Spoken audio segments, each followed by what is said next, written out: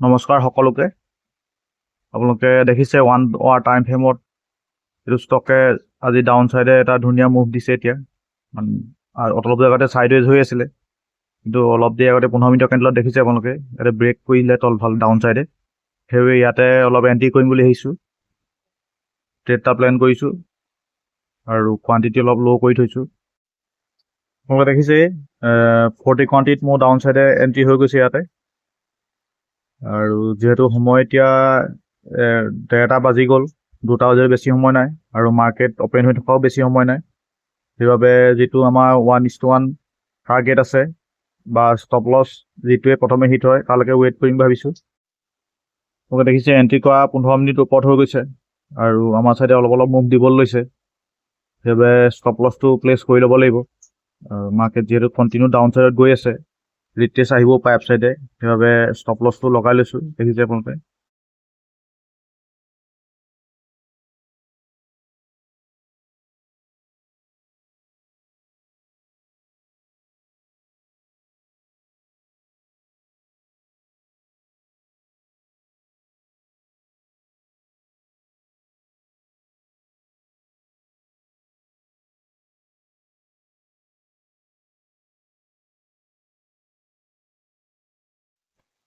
Market আমাৰ ডাইৰেকশ্যনত move দিছে, সেইকাৰণে ষ্টপ লছটো অলপ ট্ৰেইল কৰি লৈছোঁ।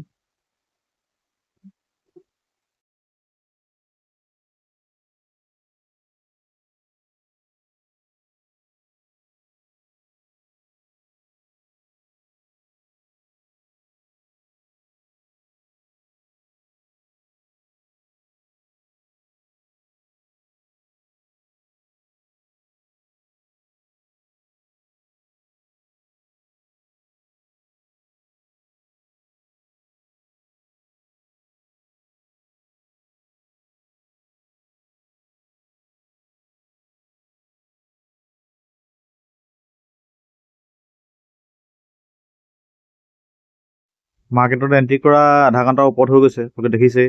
মোক 200 মান প্ৰফিট দেখাই আকৌ আহি মই য'ত এণ্ট্ৰি কৰিছোঁ তাত পাইছেহি। আচলতে মাৰ্কেট তেনেদৰে মুভ দিয়ে, কেতিয়াবা মানে নিজৰ টাৰ্গেটলৈ ৱেইট কৰোঁতে আকৌ আহি কষ্ট টু কষ্ট পাই যায়হি। তথাপিও ৱেইট কৰিম আমি, যদি ষ্টপ লছ হিট কৰে তেতিয়া কৰিব আৰু, যিহেতু ডাউন চাইডত আৰু যাবগৈও পাৰে, ৰিট্ৰেচ আহিছে। সেইবাবে ৱেইট কৰিব লাগিব আমি টাৰ্গেট বা ষ্টপ লছ যিকোনো এটালৈ।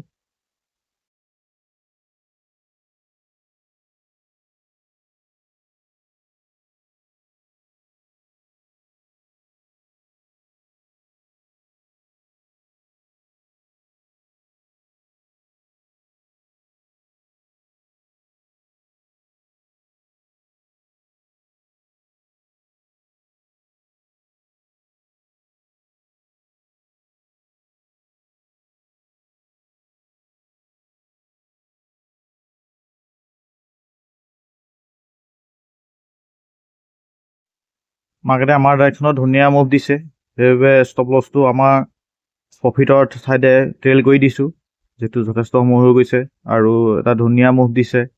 আজি যিটো ল' আছিলে ল'টো ব্ৰেক কৰোঁ হৈছেগৈ, এতিয়া দেখিছে আপোনালোকে ব্ৰেক কৰিব এতিয়া।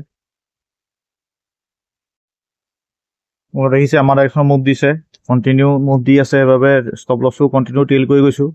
এতিয়া 5 মিনিটৰ কেণ্ডেলত দেখিছে 5 মিনিটলৈকে 5 মিনিটৰ কেণ্ডেলত ট্ৰেইল কৰি দিয়া হৈছে ষ্টপ লছটো।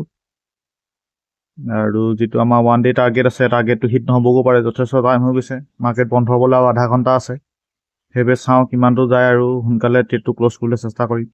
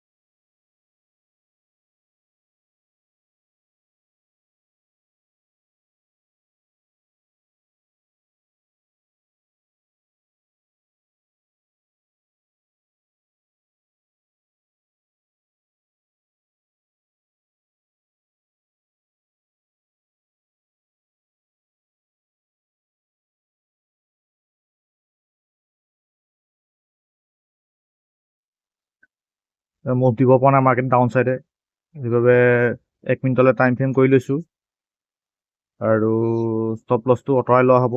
আজি মাৰ্কেট প্ৰাইজতে ক্ল'জ কৰা হ'ব, ষ্টপ লছ ষ্টিল কৰা নহয় আজি, যিহেতু দেখিছে মাৰ্কেট এনেকৈ ডাউন চাইডে ফচি গৈছেগৈ আৰু মুভ দিব পৰা নাই, সেইবাবে ষ্টপ লছটো কাটি লৈছোঁ আৰু মাৰ্কেট প্ৰাইজতে ডেটটো ক্ল'জ কৰা হ'ব এতিয়া।